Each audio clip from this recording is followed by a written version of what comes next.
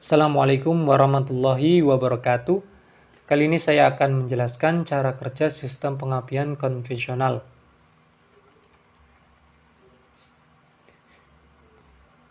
Pada video sebelumnya saya sudah menjelaskan cara merangkai sistem pengapian konvensional. Kalian bisa melihat pada link deskripsi di bawah ini. Silakan kalian klik. Oke, terima kasih. Kita akan bahas cara kerja sistem pengapian konvensional. Nah,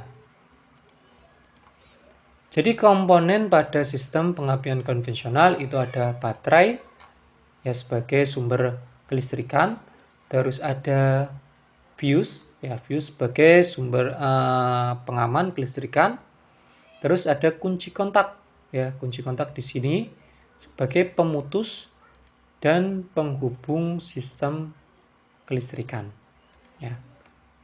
Terus di sini ada koil ya, koil pengapian. Ini berfungsi untuk menaikkan tegangan baterai 12 volt menjadi tegangan di atas 10.000 volt ya. Terus di sini ada distributor yang berfungsi untuk membagikan kabel, memberikan tegangan pada masing-masing busi ya atau silinder. Sini terus ada kabel tegangan tinggi ya, terus ada busi. Oke, kita yang pertama arus dari baterai ya. Arus dari baterai akan masuk ke fuse ya.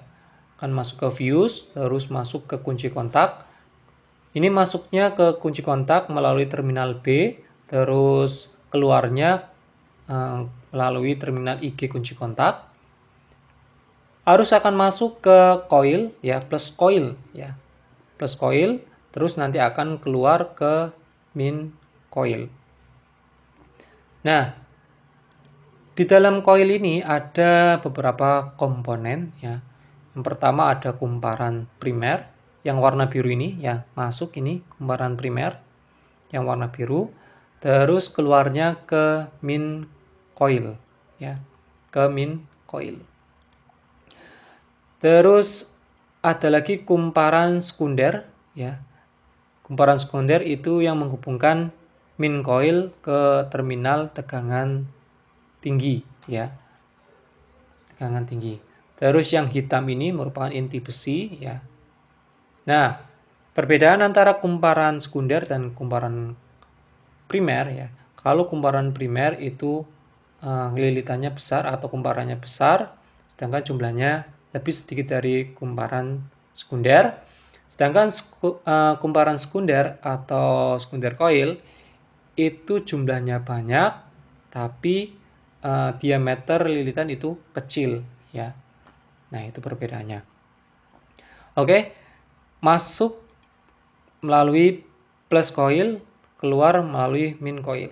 Nah, terus ini akan disalurkan ke distributor ya. Lebih tepatnya ke platina ya, ke platina.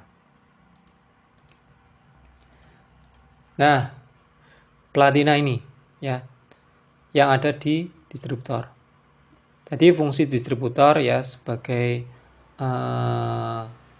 pemutus arus dan pembagi tegangan tinggi. Nah, untuk yang memutuskan arus ya, ini ada platina ya. Platina ini berfungsi untuk memutuskan arus dari kumparan sekunder ya yang masuk ke distributor ini. Nah, ini akan terputus ya. Ya ini fungsi dari platina.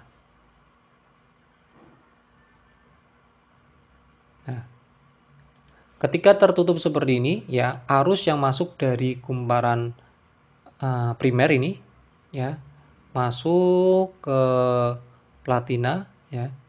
Sini ke kontak point, terus langsung ke massa. Karena arus listrik itu akan mencari massa terdekat. Nah, massanya mana ini? Ya, karena ini massa terdekat.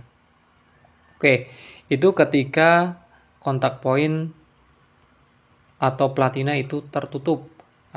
Nah, kita jalankan lagi. Nah, platina ini akan membuka ya ketika menemui tonjolan ini. Ya, tonjolan ini. Nah, ketika ini terbuka, berarti arus dari primer coil ini akan terputus secara tiba-tiba dan akan terjadi kemagnetan atau induksi diri ya pada coil, sehingga nanti kumparan sekunder ini akan menghasilkan tegangan tinggi. Ya.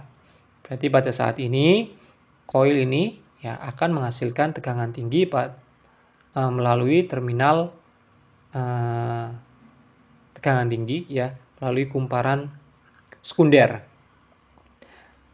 Nah, pada saat ini kita kembali ke primer coil.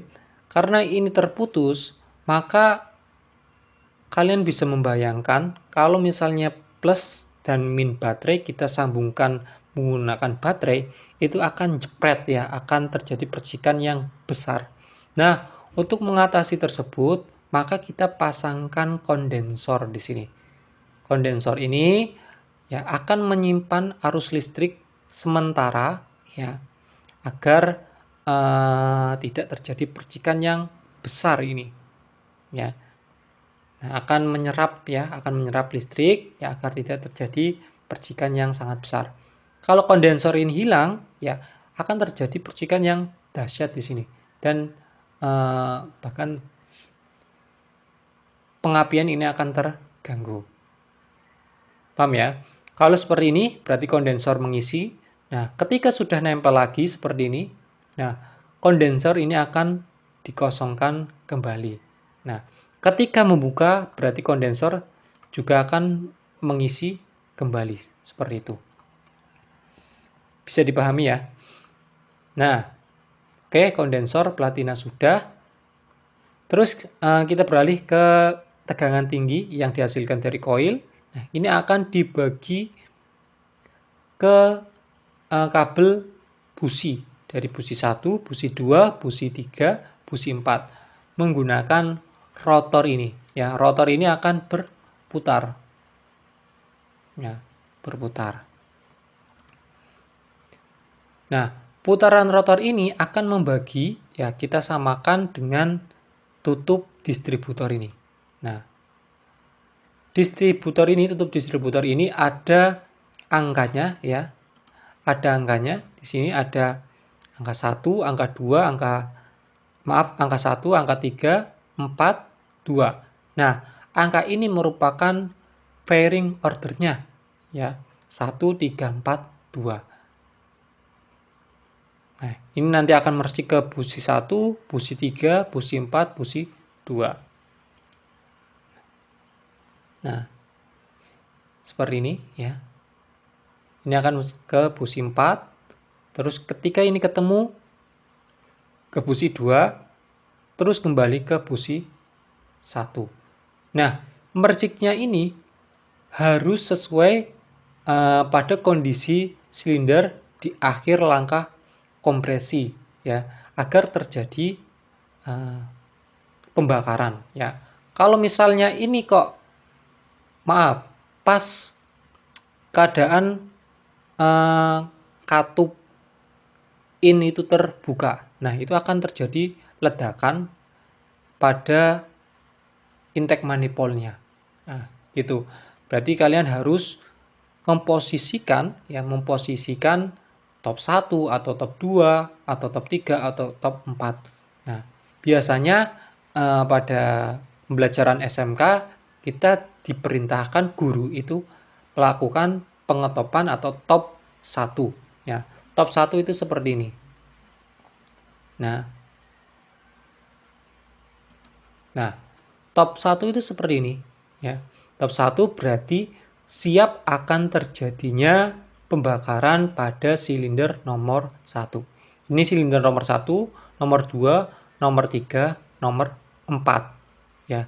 Berarti ini siap untuk melakukan pembakaran pada silinder nomor 1. Nah, makanya kalian ketika mau melakukan penyetelan sistem pengapian itu harus dilakukan top 1.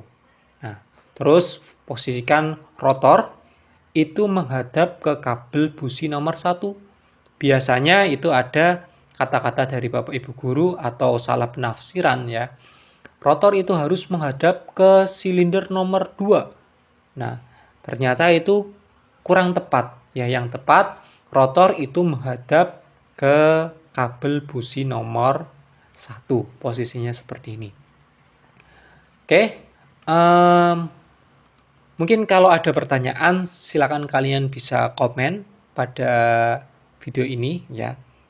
Apa yang kurang ya, masih banyak yang harus dibahas ya. Dari vacuum advancer ini juga belum saya bahas, nanti kita akan buat videonya. Terus ada governor advancer, ini bagaimana cara kerjanya. Masih banyak lagi ya video yang harus kita sampaikan agar kalian paham. Silakan komen, subscribe, dan share. Terima kasih. Sekian dari saya.